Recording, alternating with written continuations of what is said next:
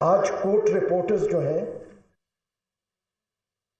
Court reporters کے لیے ایک نیا چیلنج بھی ہے، کیونکہ وہ صرف کورٹ رپورٹنگ نہیں کرتے، وہ وی لاگز بھی کرتے ہیں۔ وی لاگز میں کمرشل انٹرسٹ بھی ہوتا ہے، اس کو وہ کیسے بیلنس کرے، بہت بڑا چیلنج ہے۔ لکھا ہوا ہے اظہار رائے کا رسپیکٹ کرنا۔ یہاں پہ ہم ایسے ماحول میں رہتے ہیں کہ ایک سیاسی لیڈر اگر کمزور ہو جائے، اور یہ آپ کی پوری تاریخ میں ہوا ہے، اس کو عدالت سزا دینے سے پہلے یا ریاستی طور پہ یا ایک بہت بڑا سیکشن جو اس کے مخالف ہوتا ہے، وہ اس کو سزا دینے سے پہلے سزا دے چکی ہوتی ہے۔ آپ اپنی پیچھے سارے جو ریکارڈڈ ہسٹری ہے، آپ اس کو دیکھ لیجئے گا۔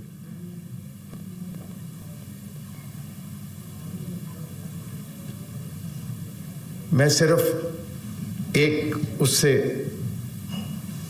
کل ایک بہت غریب سا کیڈی ہے،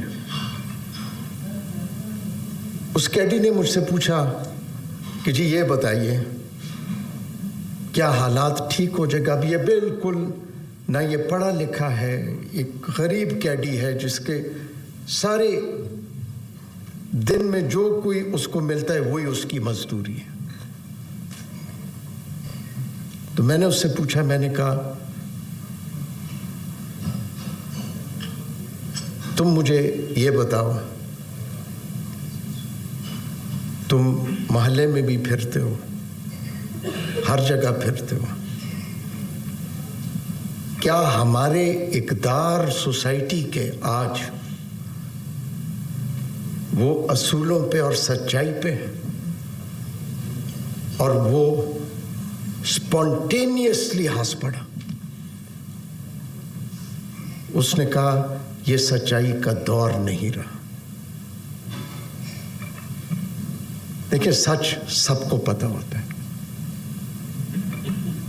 اور سچ 75 سال سب کو پتہ تھا، لیکن سچ کو ہمیشہ دبانے کی کوشش کی گئی، اور اس کو دباتے دباتے 75 سال ہم یہاں تک پہنچ گئے ہیں۔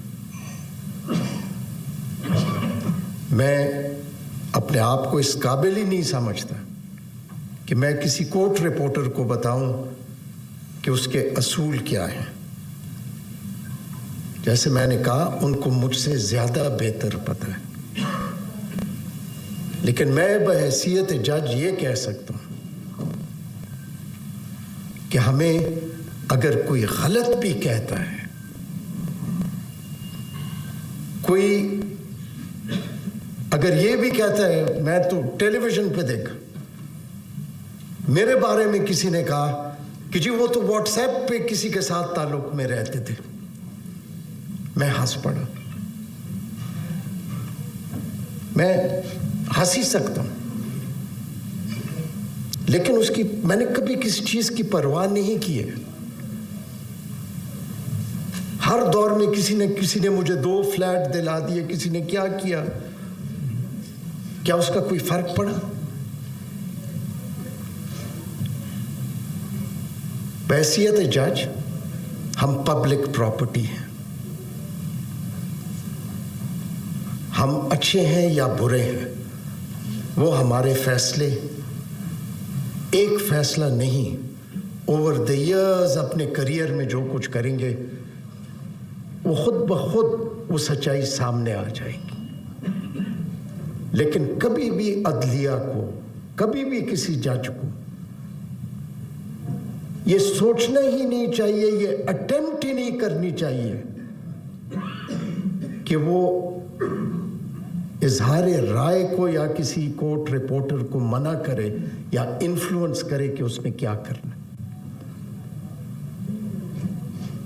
یہی ہمیں آزادی دلا سکتی ہے, یہی ہمیں صحیح راستے پہ ڈال سکتی ہے. سچائی سچائی ہی رہتی ہے, جھوٹ جتنا بھی بولا جائے آخر میں سچ ہی پریویل کرتا ہے. اگر اظہار رائے 75 سال اس کی قدر کی ہوتی, ہم نے اظہار رائے کو ہم نے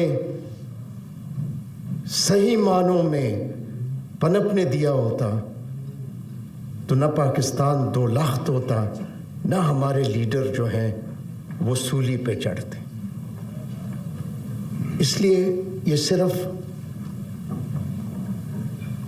عدلیہ کا کام نہیں ہے, یہ آپ سب کا بھی کام ہے, یہ ہر شہری کا بھی کام ہے.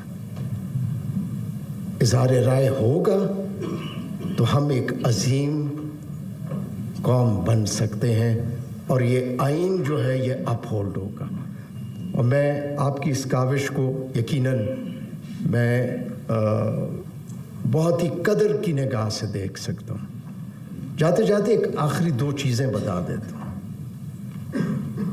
18ویں ترمیم جب ہوئی تو بہت ساری قوتیں 18ویں ترمیم کے مخالف تھیں, اور اس وقت ایک تاثر ہوا کہ سپریم کورٹ اس 18ویں ترمیم کو سٹرائک ڈاؤن کر دے گی. تو ایک کورٹ رپورٹر نے مجھے ٹیلی فون کیا, میں وکیل تھا, اس نے ابھی ٹیک اپ نہیں ہوئے تھے وہ کیسز, تو انہوں نے کہا آپ کے خیال میں سپریم کورٹ کیا کرے گی؟ میں نے کہا سپریم کورٹ اس لائرز موومنٹ, تاریخی لائرز موومنٹ کے بعد ریسٹور ہوئی ہے. سپریم کورٹ کو سوچنا بھی نہیں چاہیے کہ وہ کسی آئینی ترمیم کو چھیڑے گی. میں نام نہیں لینا چاہتا ہوں اس کورٹ رپورٹر تھا, لیکن وہ ریکارڈ کا حصہ ہے اس لیے بتا رہا ہوں. تو اس نے کہا نہیں, اس نے میرے ساتھ بحث شروع کر دی. میں نے کہا دیکھیں میرے ساتھ بحث نہ کریں, میرا اپنا ایک پوائنٹ آف ویو ہے.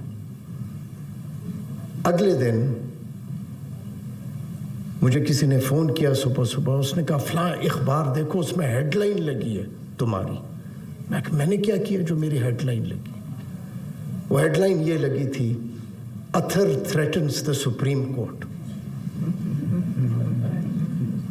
تو اعتزاز صاحب مجھے شام کو ملے, میں نے کہا نہیں, انہوں نے یہ پوچھا کہ 18ویں ترمیم اگر سٹرائک ڈاؤن ہو گئی تو آپ کیا کریں گے؟ میں نے کہا اگر سٹرائک ڈاؤن ہوئی میں وکالت چھوڑ دوں گا. یہ انہوں نے نیچے لکھا تھا کہ تھریٹنز کہ اگر سٹرائک ڈاؤن ہو گئی. Now this was a court reporting from a court reporter. تو میں نے اعتزاز صاحب کو کہا, میں نے کہا میں تو مارا گیا ہوں, لگ تو یہی رہا ہے کہ یہ 18ویں ترمیم جو ہے یہ شاید سٹرائک ڈاؤن ہو جائے. تو اعتزاز صاحب نے کہا نہیں ہم اس کا کوئی, میں نے کہا نہ, میں نے کہا میں نے یہی کہا تھا. اور غالباً جب 18ویں ترمیم سٹرائک ڈاؤن نہیں ہوئی, مجھ سے زیادہ خوش انسان اور کوئی بھی نہیں تھا.